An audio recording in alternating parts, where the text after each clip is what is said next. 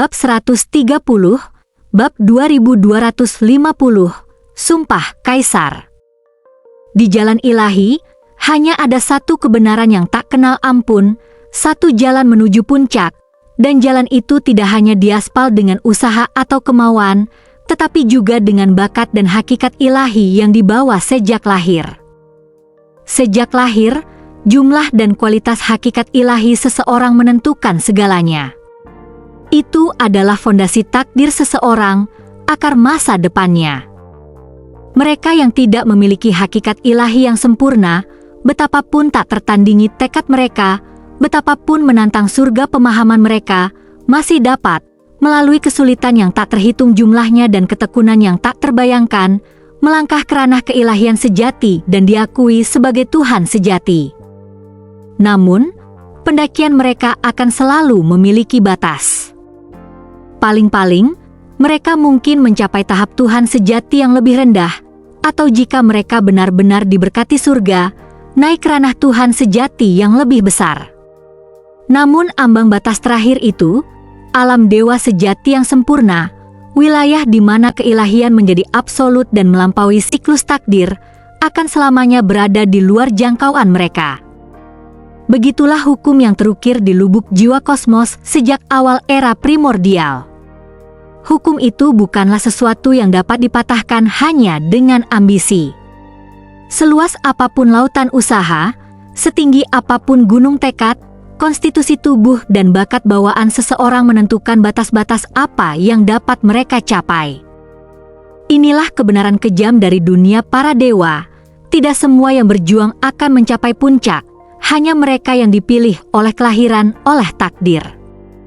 Baru setelah Yun Che turun ke jurang, dunia mulai menyaksikan perubahan yang menentang tatanan yang terukir sejak era primordial. Di era inilah, era yang dibayangi kekacauan dan diselimuti kegelapan tak berujung, sebuah keajaiban lahir. Hua Cha Ili, seorang anak ajaib yang lahir sekali dalam keabadian, diberkahi dengan esensi ilahi yang sempurna, muncul bagai bunga cemerlang yang mekar di kehampaan terdalam. Dan ia tidak sendirian. Seiring waktu, semakin banyak makhluk bermunculan, makhluk dengan konstitusi ilahi yang sempurna, masing-masing memiliki kualifikasi untuk menapaki jalur kultivasi tertinggi.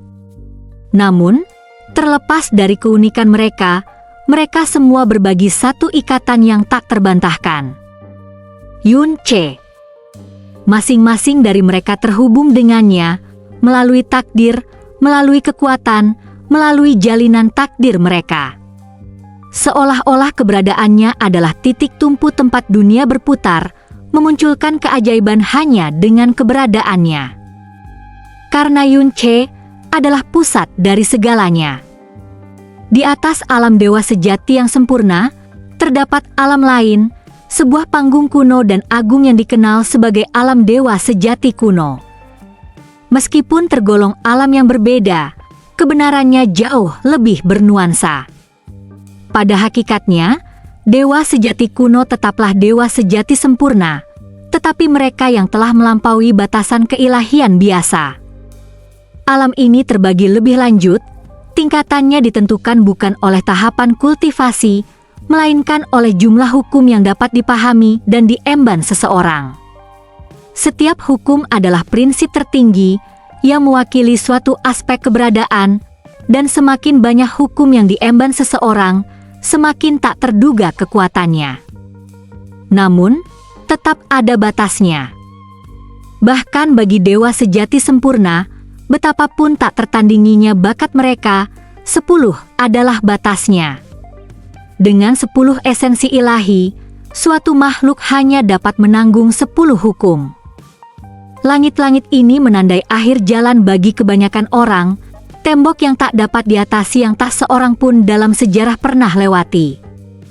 Dan bahkan di antara makhluk-makhluk langka yang mampu menanggung 10 hukum, keberadaan mereka begitu langka sehingga bahkan di sepanjang bentangan luas era primordial, mereka dapat dihitung dengan satu tangan.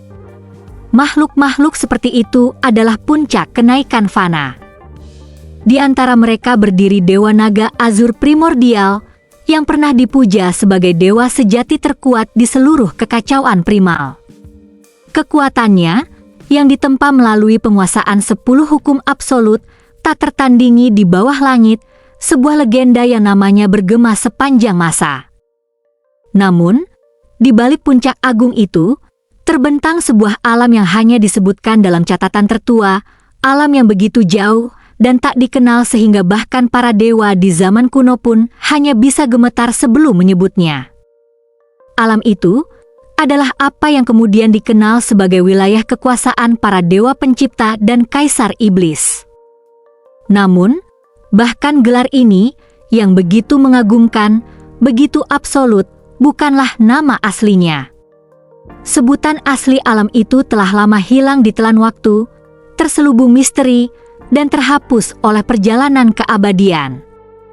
Karena dalam semua catatan yang terpahat di batu suci, dalam semua lagu yang dinyanyikan oleh jiwa-jiwa primordial, hanya ada 8 makhluk seperti itu yang pernah disebutkan. Hanya 8 di seluruh ciptaan yang pernah mencapai alam eksistensi itu. Namun, ke-8 orang itu bukanlah manusia biasa. Mereka bukanlah kultivator yang naik selangkah demi selangkah menuju surga. Mereka lahir dari jiwa dan raga dewi leluhur primordial yang terfragmentasi. Mereka bukanlah hasil takdir atau hasil usaha. Mereka adalah asal mula, percikan pertama keilahian sejati yang pernah ada. Dan karena itu, tak seorang pun, betapapun berbakatnya, betapapun menantang surga, pernah mengetahui jalan menuju hal itu. Alam yang tak terduga. Itu adalah wilayah yang tak terpahami, tak terkejar, ketinggian yang begitu jauh, hingga tak meninggalkan jejak untuk diikuti.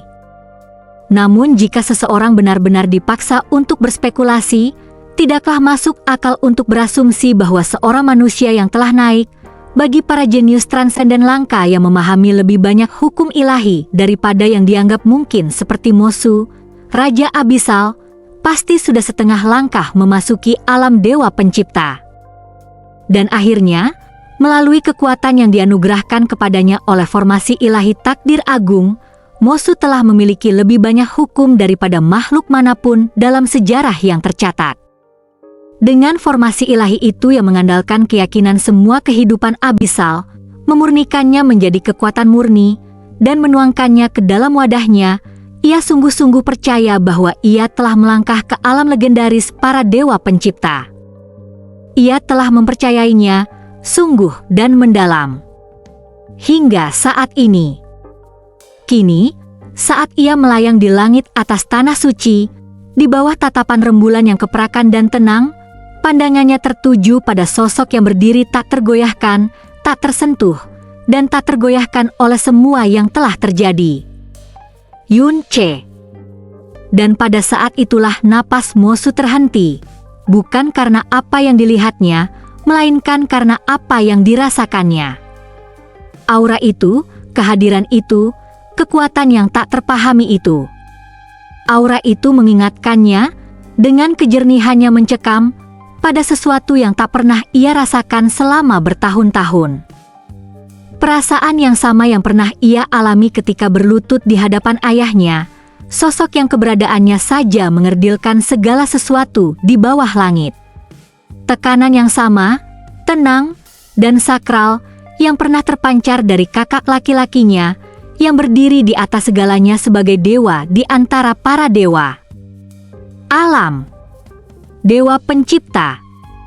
Meskipun aura Yun Che belum mencapai keagungan yang luar biasa itu, auranya sudah dekat. Begitu dekat hingga menggores tepian ingatan itu, cukup untuk membuat jiwa Mosu bergetar, cukup untuk membangkitkan rasa takut di hati sang Raja Abisal itu sendiri. Dan kedekatan itu lebih mengerikan daripada yang sebenarnya. Ah, ah, ah. Suara itu berdesir di hamparan tanah suci, bukan sebagai seruan kekaguman atau penghormatan, melainkan sebagai napas terengah-engah naluriah makhluk-makhluk yang telah lupa bagaimana berbicara dalam menghadapi hal yang mustahil. Seiring semakin banyak dunia yang terus bermekaran, perlahan-lahan terwujud seperti bunga-bunga surgawi di langit malam. Surga itu sendiri tampak membungkuk dalam diam di hadapan keagungan luar biasa yang turun ke atas mereka. Pemandangan itu terlalu berlebihan, terlalu ilahi, terlalu absolut. Itu menghancurkan pikiran dan mencekik jiwa. Lutut mulai lemas, pertama yang lemah, lalu yang kuat, dan akhirnya bahkan para dewa pun tak terkecuali. Dengan hati yang berat dan gemetar serta tatapan kosong, mereka jatuh satu demi satu. Tubuh mereka tak berdaya saat harga diri dan kekuatan mereka hancur di bawah beban apa yang mereka saksikan. Buruk. Suara lutut yang menghantam tanah suci bergema bagai gelombang.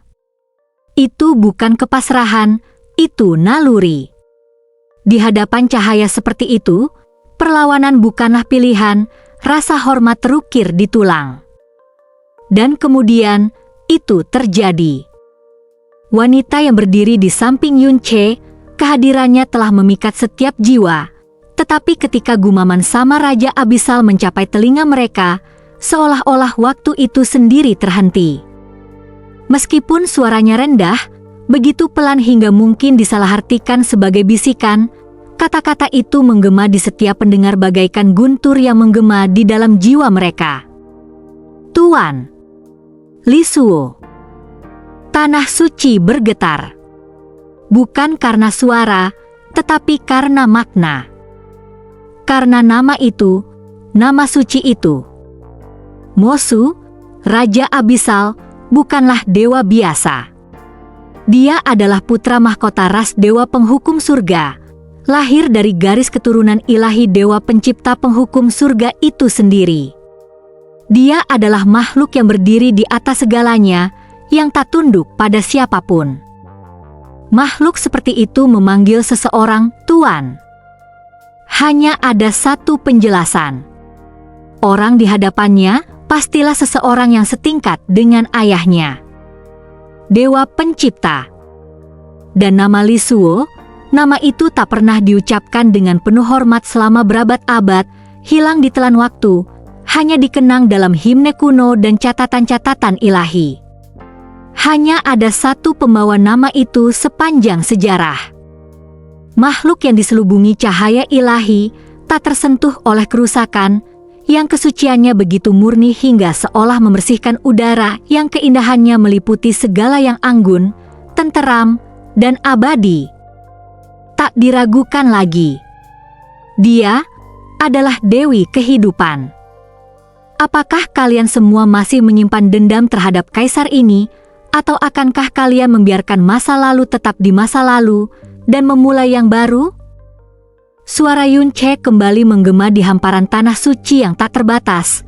Kata-katanya tenang namun menggelegar, lembut namun tak terbantahkan, bergema menembus langit dan meresap jauh ke dalam setiap jiwa yang gemetar. Dan kali ini berbeda. Orang-orang yang mendengar suaranya, entah mereka manusia, dewa, atau raja, merasa seolah baru saja terbangun dari mimpi. Kebingungan yang membelenggu pikiran mereka hancur, namun yang kembali mereka dapatkan bukanlah kejernihan, melainkan beban realitas yang menindas. Beban di balik kata-kata Yun Che kini mengalahkan segalanya. Bukan hanya kekuatan yang ia tunjukkan, atau sosok-sosok dewa yang berdiri di belakangnya, melainkan kenyataan yang terpaksa dihadapi setiap hati, kenyataan bahwa raja mereka, Raja Abisal, telah melakukan segala yang ia bisa. Namun, mereka tetap kalah. Lutut mereka telah lama menyentuh tanah, tetapi kini, bahkan keinginan untuk bangkit pun telah meninggalkan mereka. Semangat juang yang pernah membakar harga diri mereka telah sirna, tersapu oleh gelombang keniscayaan. Kemudian, dalam keheningan yang menyusul, sebuah suara meninggi. Dengan suara serak, dipenuhi dengan tekad yang enggan. Apa yang akan terjadi pada kami jika kami tunduk padamu? Anehnya, kepala pendeta amarah besar yang berbicara. Ia yang dikenal karena kesetiaannya yang tak tergoyahkan, amarahnya yang tak terbatas, dan penolakannya untuk menyerah, kini terdengar seperti seorang pria yang mencari belas kasihan alih-alih pertempuran. Yun Che berbalik menghadapnya, dan dengan suara setenang bintang-bintang, ia menjawab tanpa ragu. Tidak akan ada yang berubah. Semua kehidupan akan diselamatkan, termasuk Raja Abisal. Tapi ingatlah ini baik-baik, matanya berkilau bagai ujung pedang dewa yang dingin. Hanya ada satu penguasa. Jawaban Yun Che singkat, hanya beberapa kata, diucapkan tanpa paksaan atau rayuan, namun pada saat itu, semua orang yang hadir memahami sepenuhnya maknanya. Tidak ada ambiguitas. Tidak perlu penjelasan lebih lanjut. Makna di balik kata-katanya jelas, dan saat kata-katanya meresap ke dalam hati mereka yang mendengarnya, gelombang kelegaan kolektif menyebar ke seluruh tanah suci. Untuk pertama kalinya sejak pertempuran dimulai, desahan yang tak terhitung jumlahnya dilepaskan, seolah-olah udara menjadi lebih ringan, meskipun pria yang berdiri di tengah tetap seberat langit itu sendiri. Kemudian, di bawah tatapan diam para dewa dan manusia, Yun Che mengalihkan pandangannya kembali kepada orang yang masih berdiri di hadapannya, orang yang pernah memerintah segalanya. Tatapannya tertuju pada Raja Abisal, dan bersamaan dengan itu, pertanyaan yang tak terucapkan pun terlontar di antara mereka. Dan akhirnya, jawabannya datang. Aku bersedia melakukan apa yang kau katakan. Kata-kata itu terasa berat, bukan karena keras, tetapi karena mengandung beban harga diri yang dikesampingkan, kekuatan yang rela dilepaskan. Mosu, dengan hati yang bergejolak dan pikiran yang diliputi badai kekacauan, menekan pusaran emosi di dalam dirinya dan memilih untuk menyerah. Ia tak punya jalan lain. Ia telah melakukan semua yang ia bisa. Ia telah mengungkapkan kekuatan penuh abis, menggunakan kekuatan suci formasi takdir agung, dan menunjukkan kekuatan yang tak seorang pun di dunia abisal dapat capai. Tapi Yun Che terlalu kuat. Ia bukan hanya melampaui ekspektasi, ia telah menghancurkan setiap standar, menulis ulang setiap hukum, dan dengan begitu, bahkan membuat Raja Abis tak punya pilihan lain. Maka, mengetahui bahwa rakyatnya akan diselamatkan, bahwa kerajaannya akan lestari, dan bahwa martabatnya sebagai penguasa tidak diinjak-injak, hanya tahtanya yang direbut, Mosu menerimanya.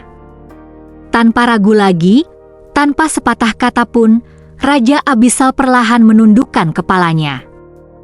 Dan saat mahkotanya merendah, langit di atas tampak hening. Satu persatu, para dewa abis mengikuti. Kemudian para pendeta kepala, lalu para kultivator, dan akhirnya jiwa-jiwa yang tak terhitung jumlahnya yang menganggap abis sebagai rumah mereka. Semua membungkuk di hadapan pria yang kini berdiri sendirian di puncak. Dari atas, tempat ia berdiri bagaikan seorang penguasa yang turun dari surga, Yun Che mengarahkan pandangannya ke bawah, ke semua makhluk hidup yang berkumpul di bawah. Ekspresinya tenang, namun tekanan yang ia pancarkan terasa seperti penghakiman ilahi, tak terbantahkan dan mutlak. Dan kemudian, suaranya terdengar. Kalian semua harus mengingat kata-kata kaisar ini, belas kasihan kaisar ini hanya akan diberikan kepada kalian sekali. Suaranya menggema di tanah suci, bergemuruh bagai guntur melintasi langit tanpa batas, dan seketika itu juga, setiap jiwa gemetar. Para dewa maupun manusia secara naluriah menundukkan kepala, hati mereka dicekam rasa kagum dan takut. Pernyataan itu, yang dibumbui kehendak ilahi, terukir tak hanya di benak mereka, melainkan jauh di dalam jiwa mereka. Ingat baik-baik. Perintah itu tidak mengizinkan ketidakpatuhan. Itu adalah sumpah, peringatan, dan proklamasi kekuasaan sekaligus. Dan semua yang mendengarnya tahu, ini bukanlah jenis janji yang bisa dilupakan, juga bukan jenis belas kasihan yang akan pernah ditawarkan lagi. Kemudian, tanpa jeda, Yun Che melanjutkan, suaranya tidak membawa kesombongan seorang penakluk, melainkan kesungguhan seorang penguasa sejati. Sebagai penguasa barumu, kaisar ini akan bersumpah kepada surga. Kaisar ini akan memerintah dengan adil, memperlakukan kalian semua dengan bermartabat dan hormat, sebagaimana kalian pernah diperlakukan di Abyss. Tidak ada ejekan, tidak ada penghinaan terhadap sejarah mereka. Sebaliknya, kata-katanya menjunjung tinggi kehormatan Abyss, mengakui masa lalunya, dan menjanjikan masa depan yang bukan lahir dari penindasan, melainkan persatuan.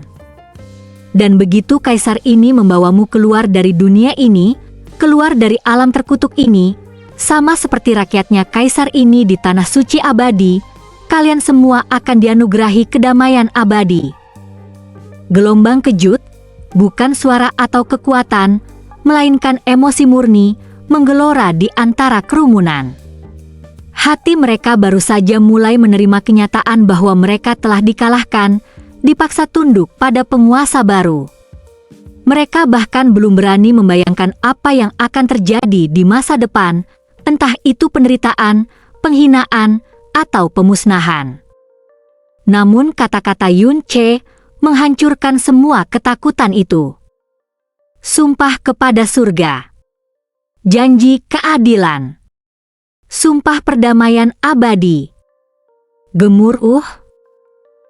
Langit sendiri seakan bergejolak. Langit bergetar. Awan bergejolak dalam kekacauan. Hukum Abyss kuno, yang terukir di struktur alam ini sejak dahulu kala, bergetar seolah terbangun dari tidur panjang. Guntur bergemuruh dan kilat menyambar cakrawala, membelah langit bagai pedang dewa yang terhunus sebagai tanda terima kasih. Seolah-olah dunia sendiri telah mendengar sumpah Yun Che.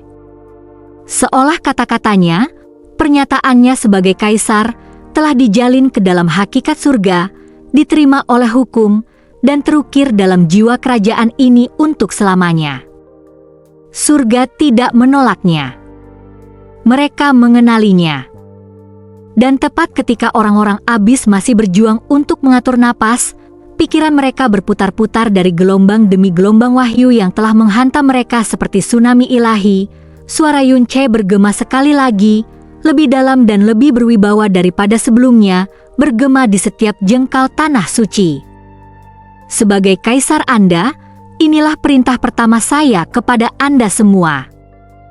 Kata-kata itu berdentang seperti lonceng ilahi, menyadarkan banyak orang dari linglung mereka. Dengan mata terbelalak dan napas tertahan, makhluk-makhluk yang tak terhitung jumlahnya yang tertegun, masih berlutut, masih terhuyung-huyung karena beban sejarah yang terbentang di hadapan mereka, mulai mengangkat kepala mereka. Tatapan mereka perlahan terangkat, satu demi satu, hingga semua mata sekali lagi tertuju pada sosok sendirian yang berdiri di langit, bermandikan cahaya bulan dan cahaya ilahi. Kumpulkan semua makhluk hidup di Abyss. 7 hari dari sekarang, kita akan berangkat ke tanah suci abadi. Suara Yun Che tenang, tegas, dan mutlak, bergema di langit tanah suci yang tak terbatas bagaikan dekret ilahi yang diturunkan oleh surga itu sendiri. Dan kemudian, keheningan. Keheningan total. Seluruh dunia seolah membeku. Waktu sendiri menahan napas.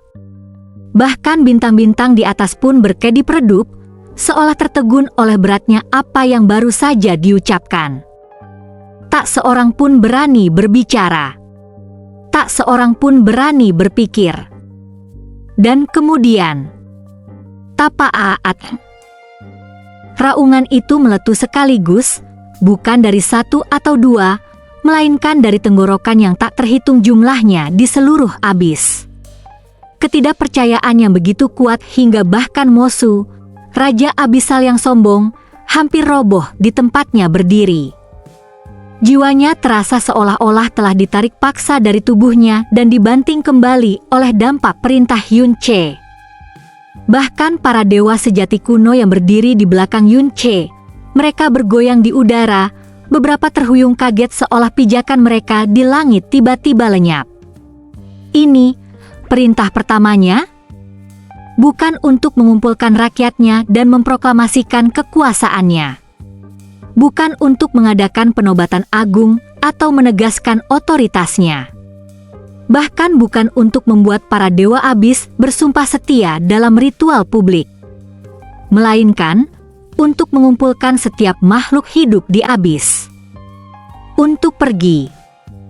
Bab 131, Bab 2251, Perintah. Yun. Kaisar Yun, apa yang kau katakan? Pernyataan Yun-che menggelegar bagai guntur, membuat seluruh abis terdiam tercengang. Satu persatu, gumaman mulai terdengar, awalnya bingung, tetapi dengan cepat berubah menjadi tak percaya saat suara-suara saling tumpang tindih dalam klimaks keterkejutan yang menyatu. Kumpulkan semua orang di abis? Meninggalkan abis dalam 7 hari? Itu mustahil.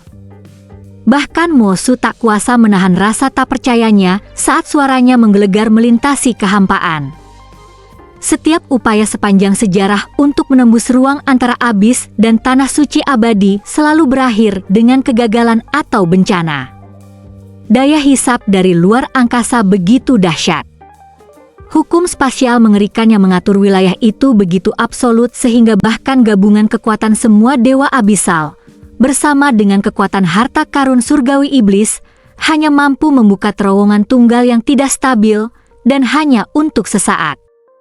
Memang benar bahwa lebih dari 1 dekade yang lalu, setelah bertahun-tahun kegagalan, coba-coba, dan gagal, mereka akhirnya berhasil menembus koordinat yang tepat dan menemukan jalur yang layak menuju tanah suci abadi. Namun, keberhasilan tunggal itu membutuhkan kekuatan penuh abis dan hampir menguras fondasinya hingga kering. Harta karun surgawi iblis telah didorong hingga batasnya, dan menurut semua perkiraan, mereka membutuhkan setidaknya 50 tahun untuk memulihkan kekuatannya. Bahkan belum 20 tahun sejak upaya terakhir itu. Dan itu bahkan bukan bagian terburuknya. Karena kemunculan Yun-che di abis, kedua harta karun surgawi iblis terpaksa bangun lebih awal dan membantu Mosu berkali-kali dalam menangani krisis yang berkaitan dengan Yun-che. Pemulihan mereka semakin tertunda. Bahkan jika, entah bagaimana, mereka bisa melewati semua itu. Bagaimana mungkin mereka bisa mengangkut seluruh populasi abisal ke tanah suci abadi? Abis, ya? Tempat itu adalah rumah bagi dewa sejati dan bahkan dewa sejati kuno, dan memang benar bahwa beberapa di antara mereka dapat membuat artefak transportasi yang cukup kuat untuk membawa yang lain melewati terowongan spasial. Tapi jika semua orang pergi, lalu siapa yang akan tetap tinggal untuk mengawasi formasi penusuk spasial? Siapa yang akan tetap tinggal untuk memberi daya pada formasi? Siapa yang akan tetap tinggal untuk memastikan semua orang berhasil melewatinya hidup-hidup? Penghalang antara abis dan tanah suci abadi bukanlah tabir murahan yang bisa dirobek dengan kekuatan kasar, melainkan kekosongan kuno yang tak kenal ampun, diperkuat oleh kekuatan hukum terdalam kedua alam. Butuh kekuatan tak terduga untuk menerobos dan mempertahankan jalan itu. Itulah sebabnya Mosu menjadi tuan rumah pertemuan tanah suci bertahun-tahun yang lalu. Itulah sebabnya ia membatasi jumlah orang yang bisa pergi.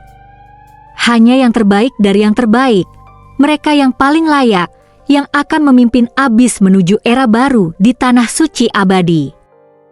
Karena sementara beberapa orang melintasi lorong itu, yang lain harus tetap tinggal.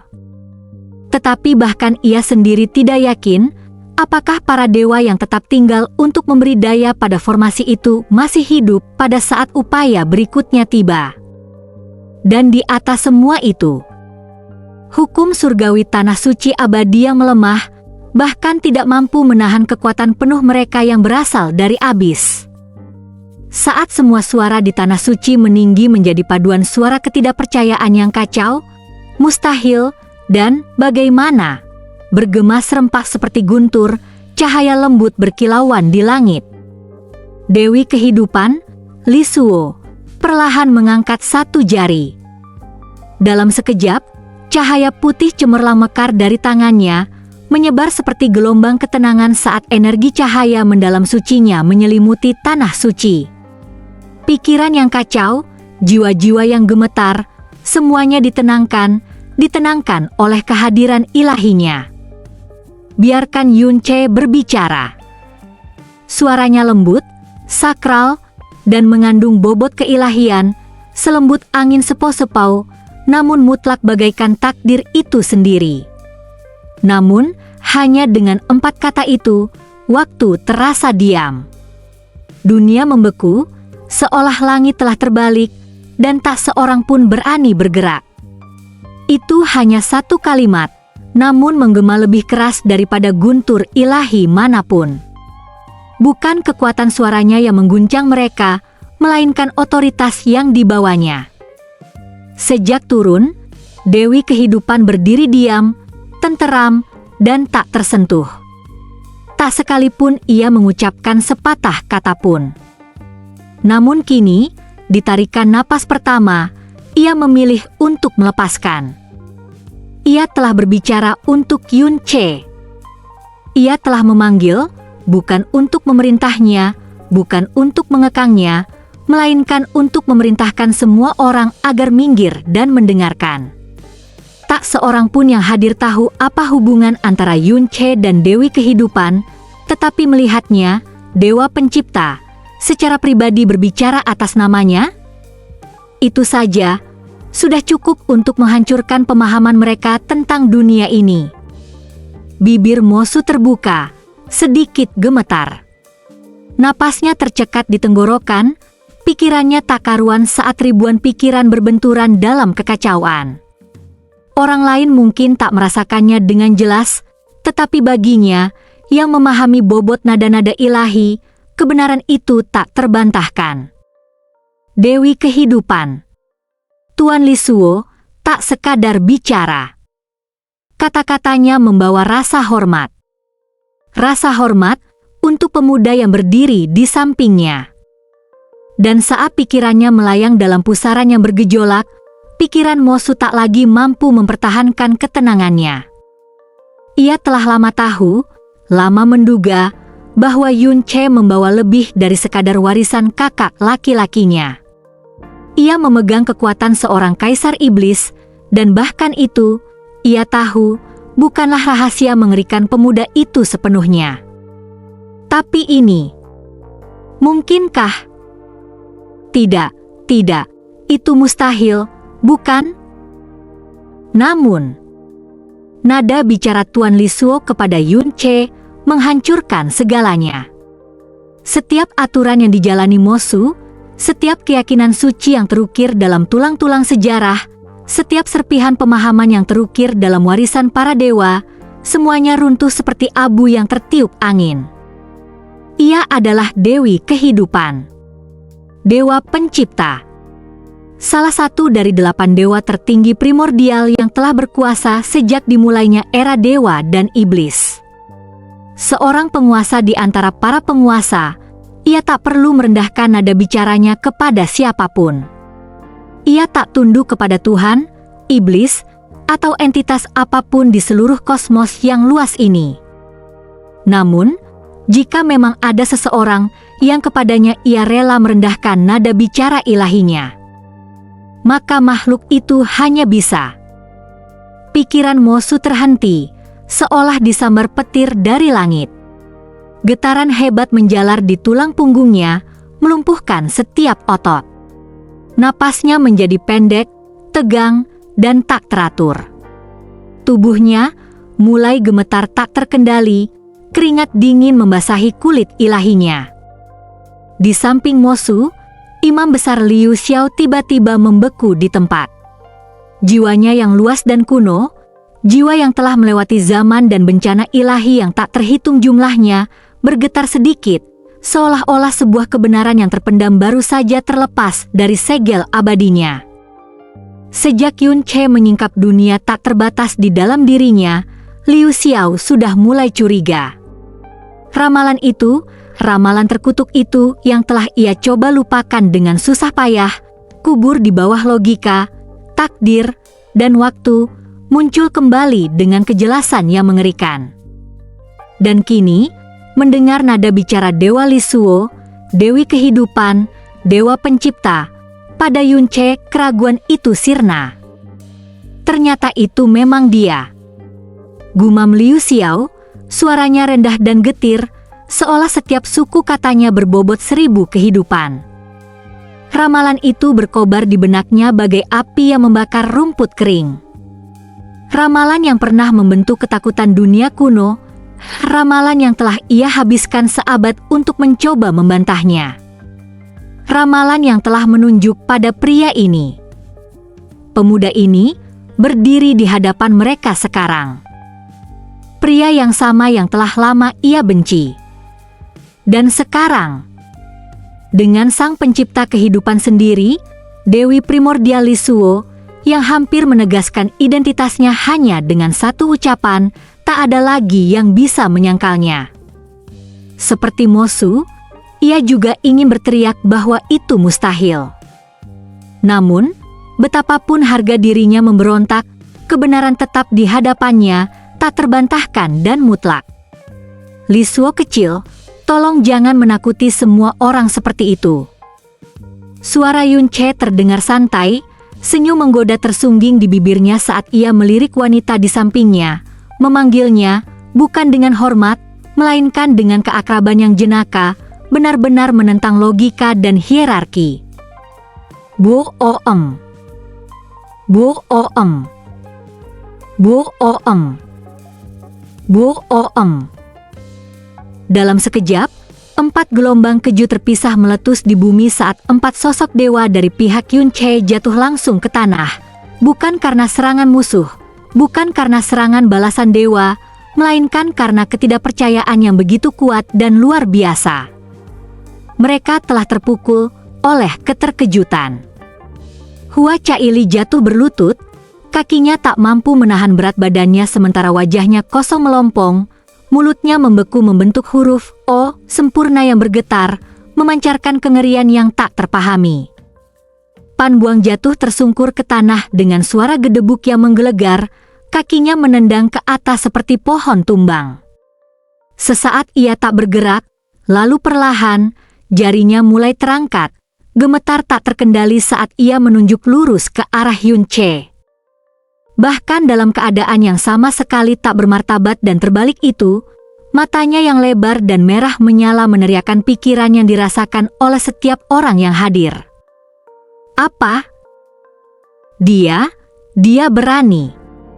Dia berani memanggil Dewi Kehidupan, Dewa Pencipta, bukan hanya dengan namanya, tapi Lisuo kecil. Bahkan Qianye Hing Er, yang jarang kehilangan kendali atas emosinya, tak kuasa menahan kedutan di sudut mulutnya. Sikap dinginnya yang biasa hancur berkeping-keping, ekspresinya berubah tak percaya di bawah beban kata-kata Yun Che yang tak sopan. Dan sosok keempat yang terkapar di tanah, tak lain adalah naga ilahi raksasa yang di punggungnya Yun Che dan Lisuo pertama kali turun. Kini, gemetar, tubuhnya yang besar perlahan berkilauan dengan cahaya ilahi sebelum menyusut, mengambil wujud seorang wanita, penampilan aslinya. Itu adalah Shen 11. Namun seperti yang lainnya, ia benar-benar terpana. Ekspresinya yang biasanya tenang kini kosong, matanya kosong, tak bernyawa, seolah jiwanya telah direnggut dari tubuhnya. Satu tangan terangkat perlahan, gemetar di udara, dan menunjuk Yun Che. Bibirnya sedikit terbuka, tetapi tak ada suara yang keluar. Tidak sepatah kata pun. Bagi Shen 11, Tuan Lisuo bukan sekadar Dewi Kehidupan, ia adalah tuannya, penguasanya, sosok yang ia hormati dengan sepenuh hati dan jiwanya. Setiap perkataannya sakral. perintahnya, amanat ilahi.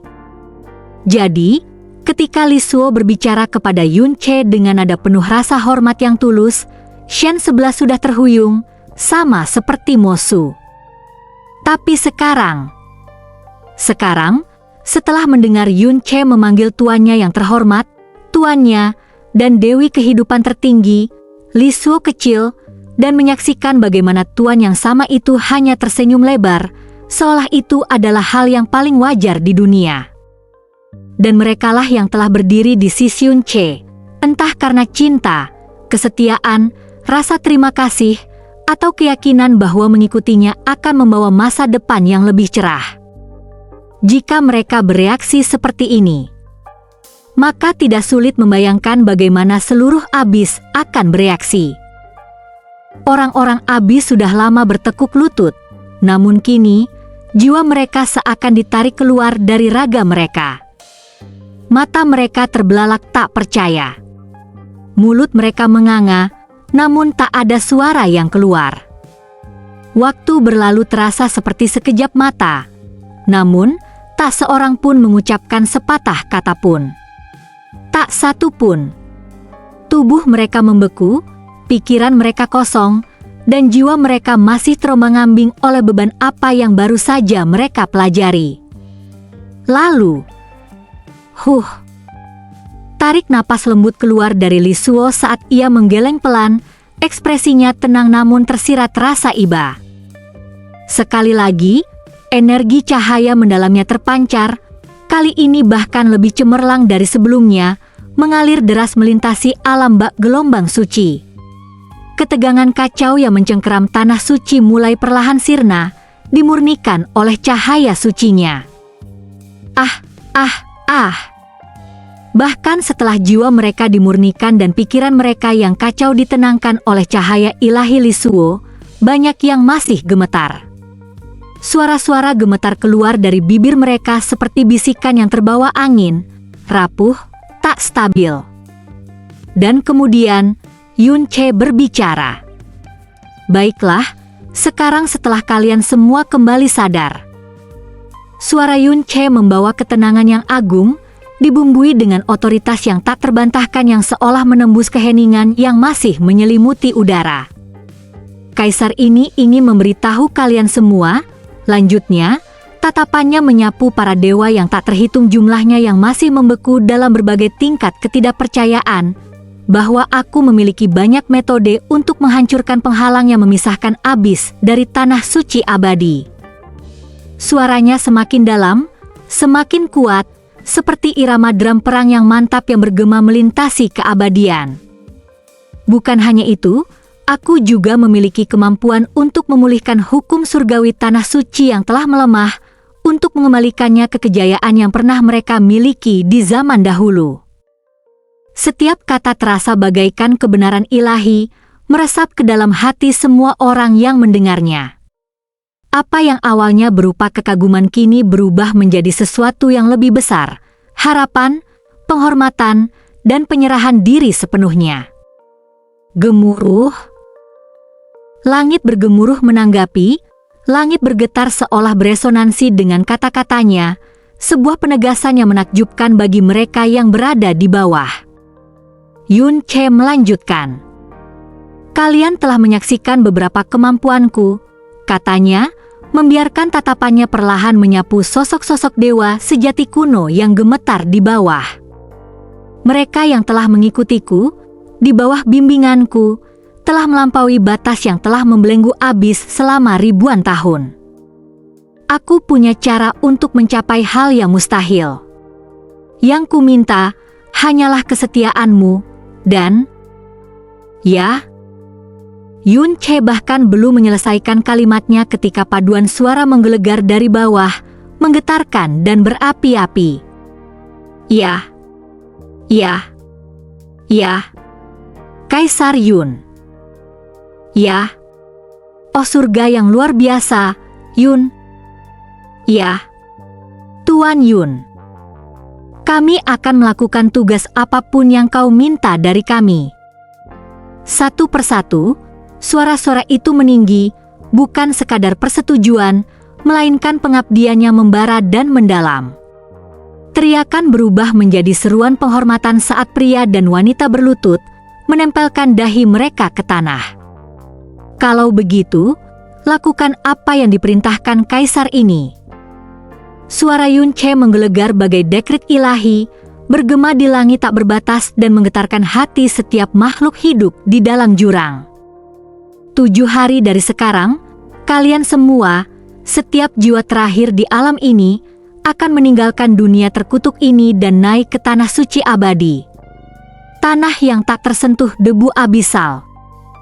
Kata-katanya tidak hanya menginspirasi, kata-katanya juga menyalakan sesuatu yang dalam di dalam setiap jiwa, seolah-olah sebuah obor yang menyala telah ditusukkan ke dalam malam abadi keputusasaan mereka. Ya, yang mulia. Sambutan itu meledak seperti badai guntur yang jatuh dari langit. Itu bukan sekadar teriakan, itu adalah gemuruh seluruh alam yang bersatu dalam kekaguman dan kepatuhan. Suara mereka meninggi dalam harmoni yang sempurna saat mereka berlutut menyembah pria yang baru saja menulis ulang takdir mereka.